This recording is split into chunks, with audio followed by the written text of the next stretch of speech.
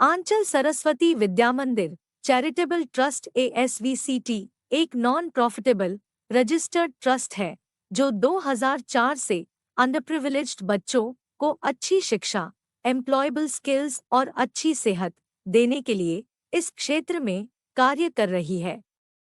इस ट्रस्ट के founder trustee Shri Dharminder Sharma पिछले 20 वर्षों से पहले पार्ट टाइम और अब फुल टाइम इस ट्रस्ट में निस्वार्थ भाव से सेवा कर रहे हैं। इस ट्रस्ट के 3 डिवीजन हैं, जिनमें से हेल्थ डिवीजन को डॉक्टर अनीता गर्ग जो एक आयुर्वेदिक फिजिशियन है और ASVCT के हेल्थ प्रोजेक्ट्स को निस्वार्थ भाव से हैंडल कर रही है। डॉक्टर अनीता गर्ग कई सालों से लोगों को अच्छा स्वास्थ्य पाने में सहायता कर रही है। ये मौली जागरण में एक क्लिनिक चैरिटेबल रेट्स पर भी चला रही हैं और लोगों को ज्यादा से ज्यादा लाभ पहुंचाने के लिए एक holistic health portal heal me के नाम से भी लेकर आई है।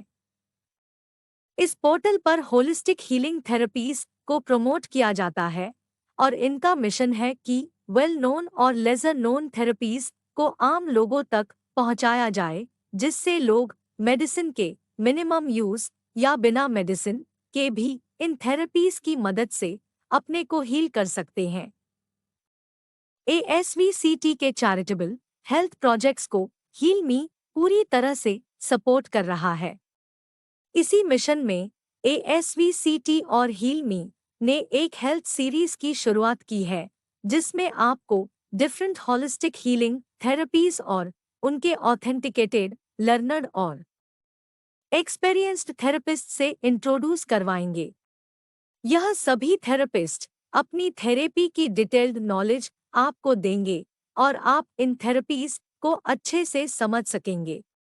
जरूरत पड़ने पर आप हील मी हेल्थ पोर्टल पर इन थेरेपिस्ट्स से कांटेक्ट भी कर पाएंगे।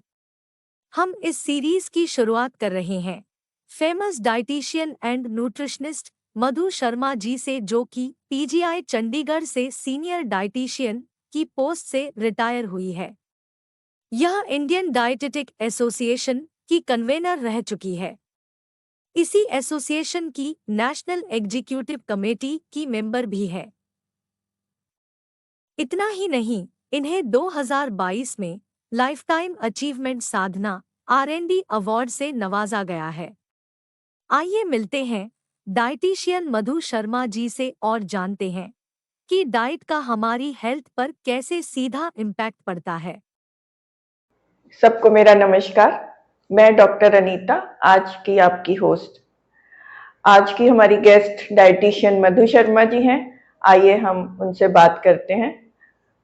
मधु जी, आपका बहुत बहुत स्वागत है हमारी इंटीग्रेटेड वेलनेस सीरीज में। Thank you very much doctor Anita, और मुझे बड़ी खुशी है आपसे की संस्था से जुड़ने के लिए, और आपको बहुत शुक्र थैंक यू करती हूँ कि आपने मुझे मौका दिया, अवसर दिया, और इतने बड़े इम्पोर्टेंट टॉपिक पे जो आप ये काम कर रही हैं और जन सेवा कर रही हैं, उसके लिए मैं बहुत बहुत आभारी हूँ और खुश हूँ कि आपने मुझे मौका दिया। जैसा कि आपको मालूम है, ये सीरीज हमने शुरू की है अब आप लोगों को अवेयर करने के लिए कि हम डिफरेंट ऑप्शंस अपने पास रख सकें, ताकि हम मिनिमम यूज ऑफ मेडिसिन या विदाउट मेडिसिन हम अपने आप को हील कर सकें और ठीक रख सकें। तो आज के प्रोग्राम की शुरुआत करते हैं। मैडम, जैसे कि कहावत है, पुराने लोग कहते थे जैसा अन्न वैसा मन और वैसा ही तन, मतलब कि डाइट हमारी हेल्थ को डायरेक्ट इम्पैक्ट करती है। तो इसको थोड़ा आप डीपली बताइए कि कैसे। हाँ जी, देखिए, आपने पहले ही कहा कि हमारे पूर्वजों के टाइम से ये प्रिंसिपल या ये सोच चली आ रही है कि डाइट, खुराक ही हमारी सब कुछ है। हाँ जी। और खुराक से तन मन सब सही रहता है जी। और कितना इम्पोर्टेंट है। तो अब अगर हमारा जैसे इंग्लिश में कहावत है कि healthy mind in a healthy body, तो ऐसे माइंड को से लेके इवन आपकी फिजिकल हेल्थ, आपकी जो रोजमर्रा के जो आप काम करते हैं, उन सब की जो का जो इम्पैक्ट है वो डाइट से होता है। जी अब डाइट इतनी इम्पोर्टेंट है कि अगर हम लेके चलें कि बच्चा जब से गर्भ पे आता है, इनफैक्ट अब तो कहते हैं कि वो प्री प्रेगनेंसी से ही उसकी मदर की डाइट इम्पोर्टेंट हो जाती है, बिल्कुल कि वो मदर की डाइट किस तरह से उसके एडोलेसेंट एज में रही होगी, जो कि उसके जीन्स को इफ़ेक्ट करती है। तो जब तक कि मदर को पता चलता है कि वो प्रेग्नेंट है, तो वो जेनेटिक एनवायरनमेंट फीटस में ऑलरेडी आ चुका होता है, जी किस प्रकार का उसके आगे हेल्थ बनेगी मदर की डाइट को लेके। जी तो इसलिए इतना इम्पोर्टेंट है। सो इसलिए अगर हमारी डाइट हेल्दी नहीं होगी, तो हमारे सारे सिस्टम सिर्फ पाचन शक्ति नहीं, पाचन शक्ति ठीक नहीं होगा, तो जो हमारी आंत्रियाँ हैं, उसमें हमारे जितने सेल्स कहते हैं ना बॉडी में, जितने सेल्स हैं, उससे 3-4 गुना ज़्यादा, 10 गुना सेल्स ज़्यादा हैं, ट्रिलियंस में हमारे माइक्रोबायोटा जिनको बोलते हैं, आंतरियों में रहते हैं, जो कि हमारे आजकल ये प्रिंसिपल बहुत ज़्यादा इस पे रिसर्च हो रही है और ये समझ में आ रहा है कि सारी जो हमारी डाइट है वो हमारी गट जो डाइजेस्टिव सिस्टम का जो कोलन है, इंटेस्टाइन है, उसमें निर्भर करता है। उसके जो बैक्टीरिया अच्छा होगा, वो बैक्टीरिया अच्छा तभी होगा अगर हमारी डाइट अच्छी होगी। बिल्कुल तो इसलिए इसका महत्व बच्चे के शिशु के पैदा होने से पहले से लेके उसकी ग्रोथ के ऊपर, उसकी डाइट अच्छी नहीं होगी तो उसकी ग्रोथ इम्पैक्ट करेगी, और सही समय पे उसकी हाइट वेट वगैरह ग्रो नहीं होगा, वो तंदुरुस्त नहीं होगा तो पढ़ेगा नहीं, उसी प्रकार उसका माइंड अफेक्ट होगा, इंटेलेक्चुअली उसकी आईक्यू भी अफेक्ट करे होगी और बीमारियां से जूझेगा। फिर अगर वो उस नींव अगर मजबूत है नींद भी पूरी नहीं होगी, फिर आगे जैसे बढ़ते हैं तो धीरे धीरे करके वो जो गैप है, जिसमें कि एक बैलेंस डाइट, एक संतुलित आहार होना चाहिए किसी भी एज ग्रुप के लिए, वो अगर सही मात्रा में सारी हमारे डिफरेंट फूड ग्रुप से नहीं मिलता है, तो हर एज ग्रुप में जैसे जैसे वो पहुंचता है तो उसकी जो उत्पादन शक्ति है, काम करने की शक्ति है, सारी वो धीरे धीरे उस पर असर पड़ता है। और ये जो अब तो बुढ़ापा या बुढ़ापा नहीं भी हम बोलेंगे, अगर मिडिल एज तक भी नहीं पहुंचते हैं, तो इतने यंग एज में इतनी बीमारियां आजकल सुनने को मिल रही हैं, तो इसका डायरेक्ट इम्पैक्ट जो है वो डाइट है। जी जी। तो मैम आज का जो लाइफस्टाइल है लोगों का, बहुत ही फास्ट लाइफ है और जंक फूड बहुत ज्यादा है, तो जो देखने में आया वो ये है कि हम पेट भरने से अच्छा हमारा फोकस जो है वो न्यूट्रिशियस डाइट पे होना चाहिए, जो हम खा रहे हैं वो न्यूट्रिशियस होना चाहिए। तो इसके लिए आप हमारे व्यूअर्स को गाइड करें कि हम अपना पेट तो भरे ही, साथ में हम न्यूट्रिशियस भी लें। आपने सही कहा, जैसे कि अब खाना हम खाते हैं, फूड जो हमारे है बेसिकली पेट भरने के लिए जी, तो पेट भरना ही बॉडी का एक हमारा मकसद नहीं है। खाना अच्छा होना चाहिए, स्वाद जरूर होना चाहिए, पर साथ ही पौष्टिक हो और संपूर्ण रूप से हो। तो अब हम ये कहते हैं कि ये इम्पोर्टेंट नहीं है कि आपने क्या खाया, कितना खाया, क्योंकि कोई भी फूड, हमारे एक बहुत बड़े साइंटिस्ट हैं जिन्होंने कहा था कि कोई भी फूड जो है वो बुरा नहीं होता। उस फूड को हम क्या करते हैं उस फूड के साथ और कैसे खाते हैं, किस समय पे खाते हैं और किस सीजन में खाते हैं, वो आपके हेल्थ को इम्पैक्ट करेगा। जी। तो अगर आपने फूड खाते हैं, जैसे हम जो हमारा अब ये जो टाइम्स आजकल के टाइम आ गया है, जो कि बहुत फास्ट लाइफ जैसे आप कह रहे हैं, लोगों के पास जिस चीज के लिए वो अब कमाते हैं, पेट के लिए कमाते हैं और इतनी भाग दौड़ करते हैं, तो उसी के लिए उनको पूरा करने के लिए समय नहीं, कॉम्प्रोमाइज कर लेते हैं। उनकी जो खुराक सही नहीं हो रही है, वो समझते हैं कि हम अच्छे से अच्छे कंपनीज के रेडीमेड पैकेट्स आते हैं, इंस्टेंट फूड्स आते हैं, वो सब हम कर लेंगे, सारा इंतजाम अपने बहुत पैसा खर्च करके कर लेते हैं, पर उसका जो रिजल्ट होता है वो ओवर द इयर्स वो पता इसलिए चलता है क्योंकि वो रियल फूड नहीं खा रहे हैं, वो प्रोसेस्ड फूड खा रहे हैं। तो डिफरेंसेस बिटवीन रियल फूड जो कि ओरिजिनल नेचर ने हमको दिया है, और जो हम नेचर का मिला हुआ फूड, बजाय उसको अपने सिंपल वे में जैसे हम पकाते हैं, हमारे पूर्वज पकाते थे जिस तरह से, उसको छोड़ के हम मशीनों से कई चीजें और डालते हैं, डब्बे बंद चीजें आती हैं, पैकेट वाली आती हैं, इंस्टेंट फूड, उसमें अब उनको आपने उसको प्रिजर्व करके रखना है, शेल्फ लाइफ बढ़ानी है, टेस्ट भी अच्छा रखना है, जी तो उसमें कई चीजें मतलब कंपल्सरी उनको डालनी पड़ती हैं, नहीं तो जी वो जी प्रोडक्ट नेचुरली रहेगा। प्रिजर्वेटिव्स और तो ये सब। हाँ, उन एडिटिव्स हो गए, एमल्सिफायर्स हो गए, जी स्टेबलाइजर्स वगैरह हो गए, हम्म तो उनको वो सारी जो चीजें हैं ये हमारे हेल्थ को हेल्थ में इन द सेंस कि हमारी हार्मोन्स को जी डिस्टर्ब करता है, हार्मोन डिस्टर्बर्स बोलते हैं इनको।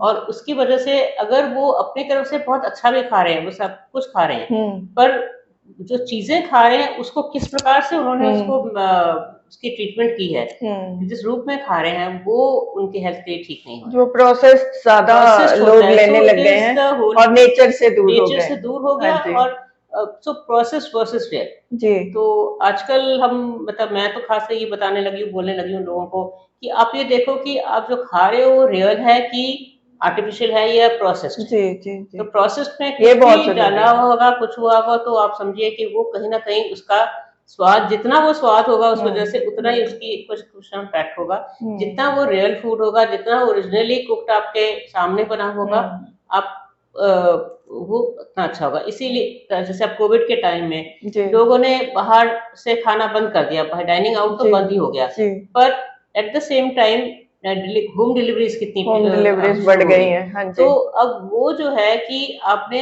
उस फूड को क्या किया, किस तरह से उसको आपने प्रिजर्व किया किया, वो आपके बॉडी में वो 3-4 सालों में जो उन्होंने प्रोसेस फूड खाए हैं, वे इस तरह के सारे खाए हैं, तो उसको किस रूप में उसको तोड़ मटोड़ के जी खाया है जी उन्होंने। और फिर वो जब वो चीजें खाती हैं, स्वाद होती हैं, तो वो चीजें ज्यादा खाई जाती हैं। जी और अगर रियल फूड खाएंगे वो थोड़े में हम कम क्या हो जाएंगे, क्योंकि तो फिर रफेज भी मोटापा होगा भी नहीं होगा, हार्ट जी प्रॉब्लम्स हो गई, जो भी लिवर, फैटी लिवर, ये सब चीजें इसी वजह से। इसी वजह से तो मैम जैसे कि हम भी अपनी प्रैक्टिस में देखते हैं कोई प्रॉब्लम होती है तो हम बोलते हैं कि टेस्ट करा लो, तो किसी का विटामिन बी कम आता है, किसी को प्रोटीन्स की कमी है, किसी को विटामिन डी की कमी है, कैल्शियम की कमी है। तो ये माइक्रो और मैक्रो न्यूट्रिएंट्स के बारे में थोड़ा सा हमारे व्यूअर्स को बताएं कि अपनी डाइट को प्लान करते हुए वो इन चीजों का किस तरह ध्यान रखें और कैसे बैलेंस करें अपनी डाइट को। सो बैलेंस करने का सही तरीका ये है कि हमें याद रखना है कि हमारे फूड ग्रुप्स को हम 4 या 5 भागों में के रूप में देखें। ओके एक तो होगा अनाज। अब जी अनाज के बिना तो हमारा खाना नहीं होगा, चाहे वो जी चावल है, रोटी है, आपके मिलेट्स हैं, किसी फॉर्म का अनाज होगा। उसके साथ आपको अकेले तो खाएंगे ही, उसके साथ आपको दालें चाहिए।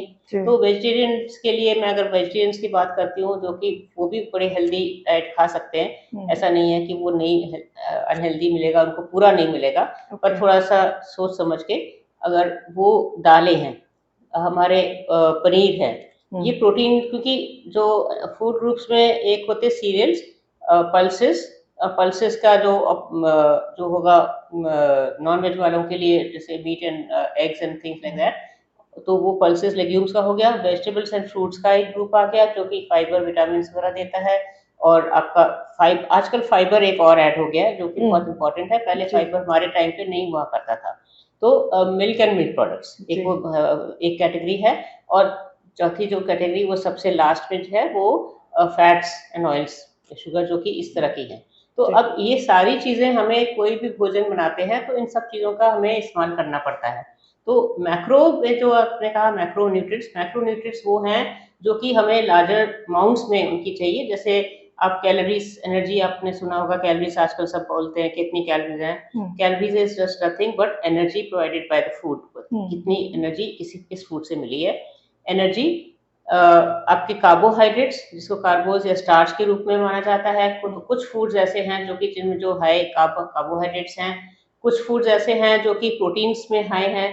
तो फैट्स, तो ये कार्बोहाइड्रेट्स, फैट्स एंड प्रोटीन्स, ये मैक्रो न्यूट्रिएंट्स माने जाते हैं। क्यों?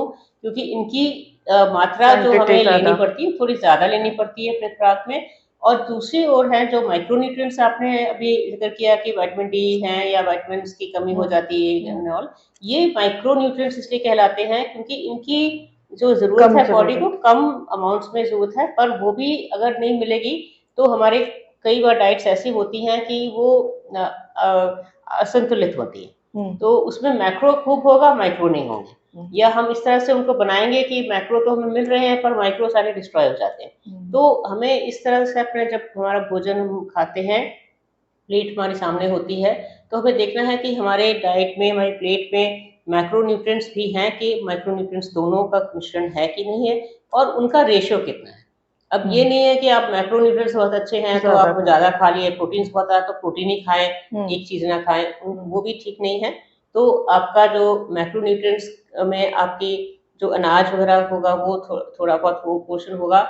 आपकी दालें जो हैं, आपकी जो प्लेट आप सामने अपने रखते हैं किसी भी एज ग्रुप के, तो आपको ये देखना हम ये बताते हैं कि आप ये देखिए कि उसमें आपका कार्बोहाइड्रेट्स हैं, कितने हैं, प्रोटीन्स हैं, आपका कैलोरीज तो इन सबसे मिलेगी, फैट्स तो ऑब्वियसली आएँगे क्योंकि आप तड़का दोगे, घी वगैरह कुछ तो लगता ही है और फाइबर को है, फाइबर आपका और विटामिन्स। अब ये फाइबर एंड विटामिन्स जो आएँगे आपके सब्जियों से, सैलेड से आएँगे।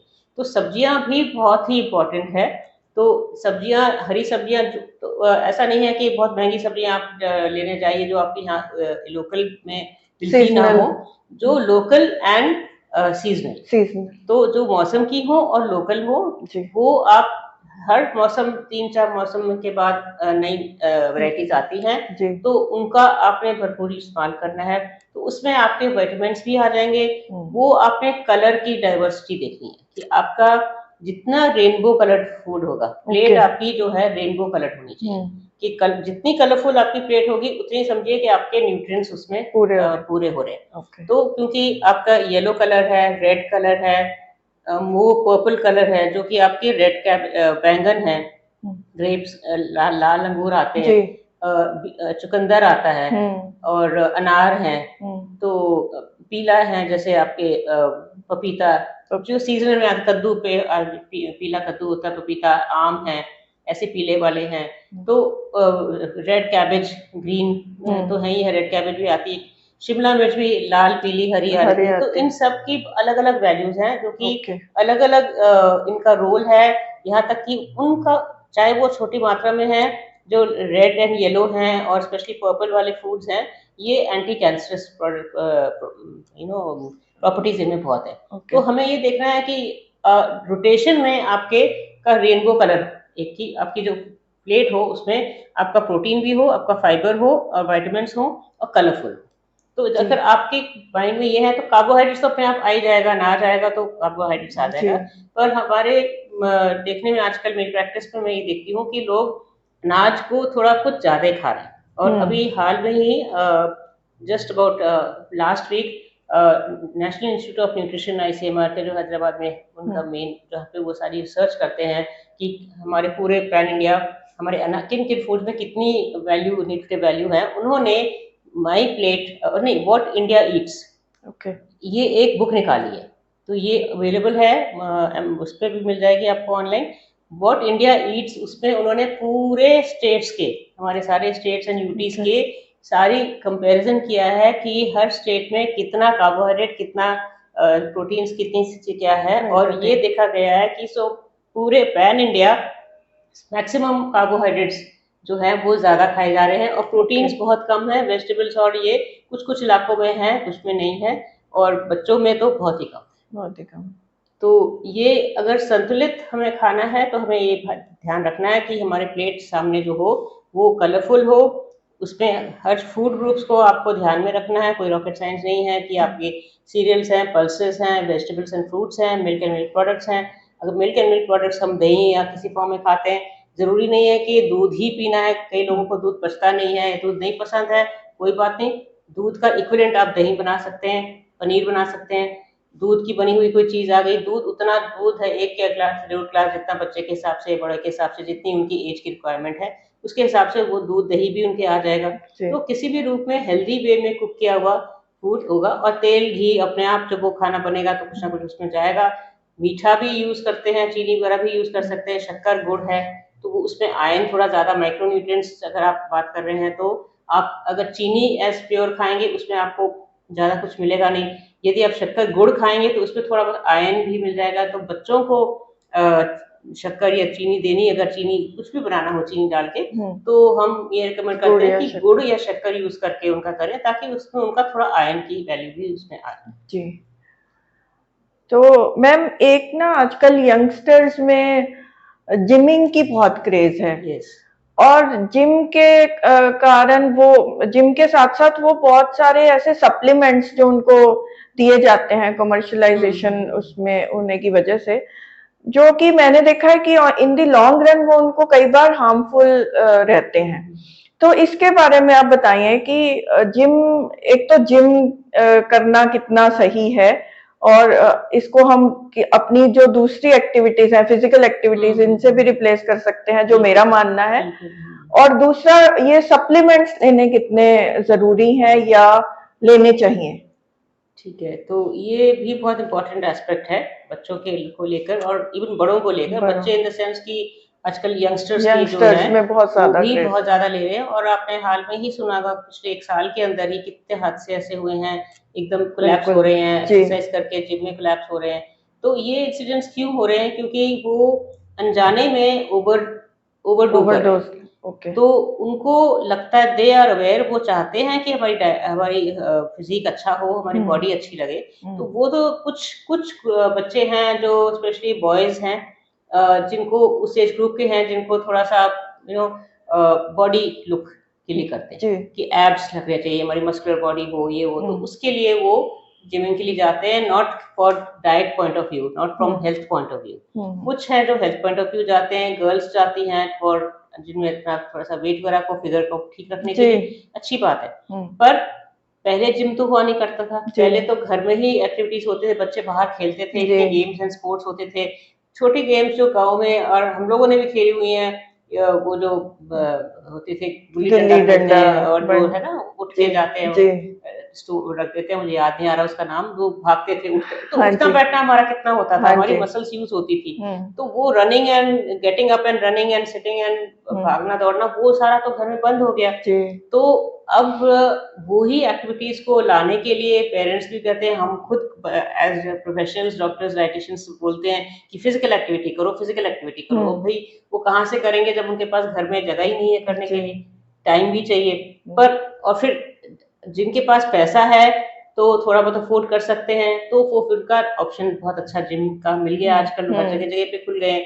पर एक और फैक्टर है जो कि ओवरलुक हो गया इस सारे प्रोसेस में, कि जिम के लिए तो सब भाग रहे हैं, इतनी जिम बिजनेस कमर्शलाइज हो गया, फ्लरिश हो रहा है, पर उनको चला कौन रहे हैं? They are actually coach, trainers हैं, स्पोर्ट्स पर्सन हैं, या जो कि एक तरह से professionals in physical activity, they are not professionals in diet, they are not doctors, जो कि उनको उनके अंदरूनी हालत क्या है, उनके सिस्टम कैसा है, उनकी पास्ट हिस्ट्री में बचपन में क्या था, किसी को अस्थमा हुआ होगा, किसी को हार्ट की हुई होगी, किसी को कुछ और प्रॉब्लम हुई होगी, तो वो हिस्ट्री तो वो लेते नहीं है। वो सीधा भाई अरे ठीक है, एनरोल कर लिया जी, 6 महीने के लिए कर लिया, आप फंस गए, आपने जाना ही है, पैसे दे रहे हो, और वो हैवी, क्योंकि उनको रिजल्ट्स दिखाने हैं तो वो हैवी एक्सरसाइजेस भी सब कुछ करवाएंगे। पर एज ए रिजल्ट क्या होगा कि कुछ बच्चे उसमें ऐसे होंगे कि उनके हार्ट वीक है, और बहुत ये साइलेंट होते हैं, ये चीजें साइलेंट होते हैं, कई बच्चों में साइलेंट होते हैं, पता ही नहीं चलता, जब तक कि कोई इस तरह का हादसा नहीं होता तो पता चलता है कि बचपन से ही था, या थोड़ी बहुत सांस की तकलीफ वगैरह हो रही है तो घर वाले भी सोचते हैं कि ठीक है, हो जाएगा, रेस्ट करेगा, ठीक है, तो वो ज्यादा उसको परस्यू नहीं होता, और इन द मीन टाइम वो जिम में आ जाते हैं, तो वहां पे वो ओवरवर्क वगैरह करने लगते हैं, डाइट उनकी मैच नहीं करती। अब डाइट मैच करने के लिए जिम में जो होते हैं कोच इंस्ट्रक्टर्स हैं, उनको तो सिर्फ एक प्रोटीन्स पता है जी, प्रोटीन से बॉडी बनती है, तो वो प्रोटीन्स के किलोज के हिसाब से अपने वहां रख लेते हैं और इससे बनेगा। पर वो नहीं देखते हैं कि अगर उतना प्रोटीन ले रहे हैं तो साथ में पूरे दिन में और क्या खुराक खा रहे हैं, तो उनकी ऑलरेडी प्रोटीन कितनी हो जा रही है, तो वो असेस करे बिना, अगर आप जो उसके डब्बे पे लिखा होगा इतनी प्रोटीन, इतने स्कूप देने हैं, इतनी ग्राम प्रोटीन हैगी, तो वो उसने बता दिया भाई आपको तो इतनी प्रोटीन चाहिए, 100 ग्राम प्रोटीन चाहिए, 80 ग्राम प्रोटीन चाहिए, उसके हिसाब से आपने 2 स्कूप लेने, 3 लेने, वो लेगा, और घर जाके शायद वो दूध वगैरह भी पी रहा होगा, नॉन वेज है तो वो भी खा रहा होगा, तो रोटी सब कुछ खा रहा होगा, तो वो अब वो या तो ओवर हो जाएगा और एक्सेस में जाएगा, तो कहीं ना कहीं अगर उसका हार्ट वीक होगा, हार्ट में कोई इशू होगा, तो वो वैसे हो सकता है। और लिवर, और मेरी प्रैक्टिस में मैंने जो देखा है कि जो 2-3 ऐसे आए हैं जो कि मैंने उनको कहा बाद में उनके पेरेंट्स लेके आए कि ये यंगस्टर्स हैं जो बहुत कर रहे हैं, आप एक बार देख लो कि ये इतना वेट लूज़ कर लिया है इसने। जब मैंने उनको और कुछ नहीं बोला, मैंने कहा आप टेस्ट कराइए अपना लिवर, किडनी और ये सारा वो जो जी। करने के लिए।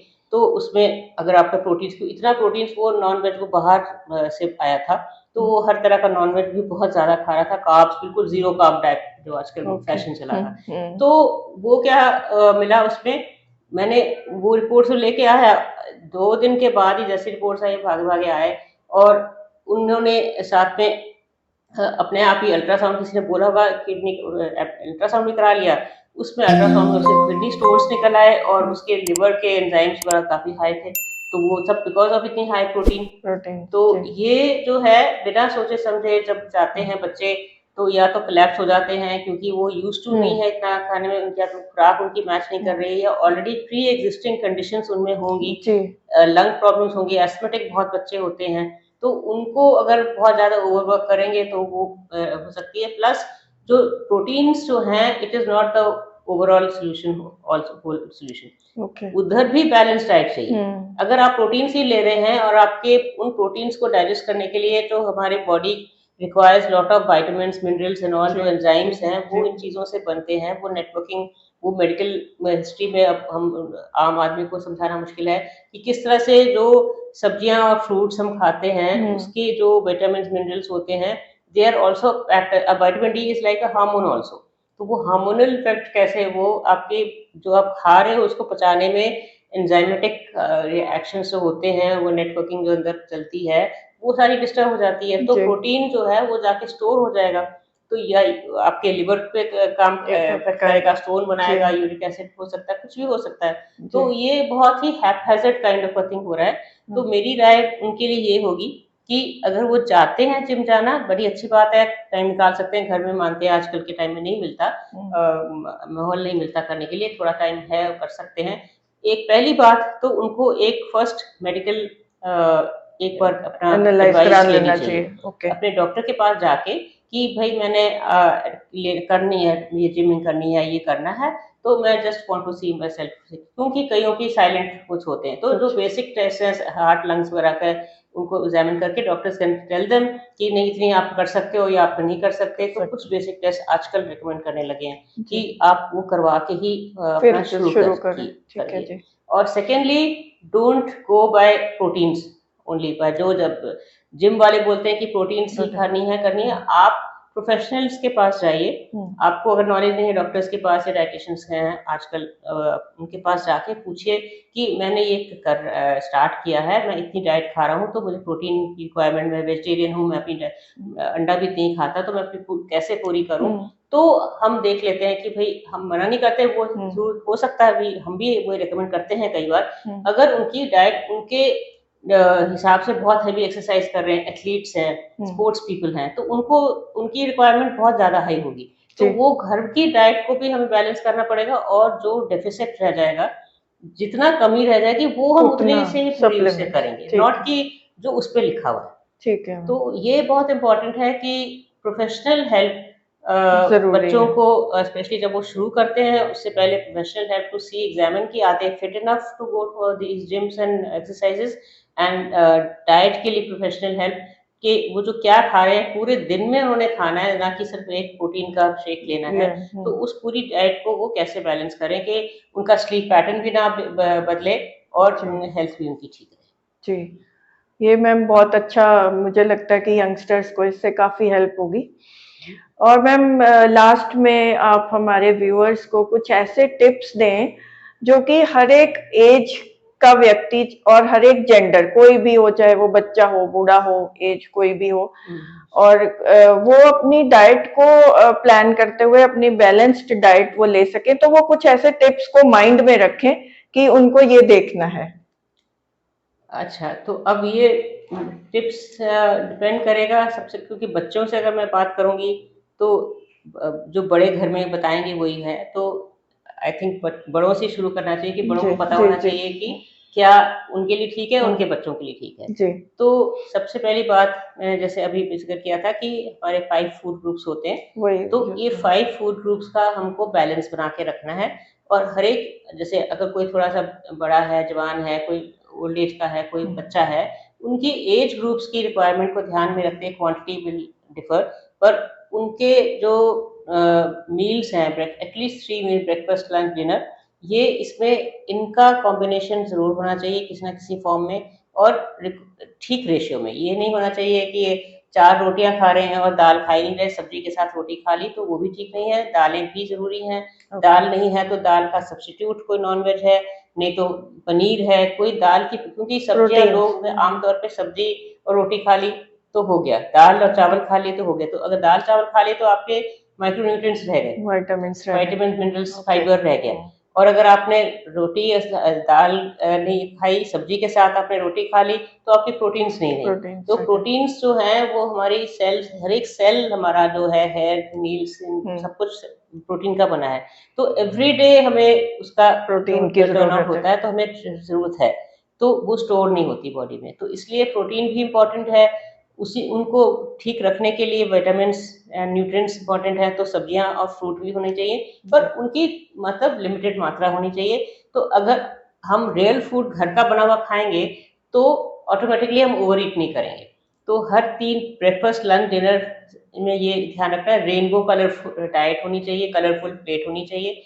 सेकेंड थिंग इज कि आप रियल फूड जहाँ से जहाँ कोशिश कीजिए कि रियल फूड घर में बना हुआ खाना खाइए, ना कि घर मतलब बाहर का बना हुआ। तो जो घर में खाना इज नॉट द घर का खाना।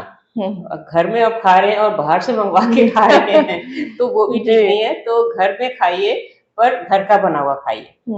तो वो कभी कदार बाहर जाते हैं डाइनिंग आउट में, ठीक है, वंस इन अ वाइल ठीक है, पर रूटीन आपकी होनी चाहिए। थर्ड थिंग इज कि आजकल बच्चों में भी और बड़ों में भी स्लीपिंग टाइमिंग्स जो हैं उनके बहुत बिगड़ गए।